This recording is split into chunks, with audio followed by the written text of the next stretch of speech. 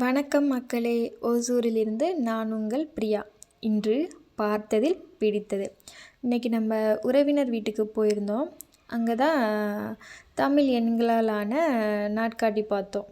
புதுவிதமாக இருக்கே அப்படின்னு பக்கத்தில் போய் பார்த்தப்ப தான் அது தமிழ் மாத நாட்காட்டி தான். சித்திரை பக்கத்தில் அடைப்புக்குறிக்குள்ள மேளம் அப்படின்னு இருந்துச்சு. இது என்னடா, இதுவே தமிழ் மாதங்கள் தான், அது என்ன அடைப்புக்குறிக்குள்ளே இருக்கே அப்படின்னு சொல்லி கேட்டப்போ தான் சொன்னாங்க, நம்ம இப்போ தமிழ் மாதங்கள்னு சொல்கிற எல்லாமே மன்னர்கள் காலத்தில் சமஸ்கிருத மொழி கலந்ததாக இருந்துச்சு.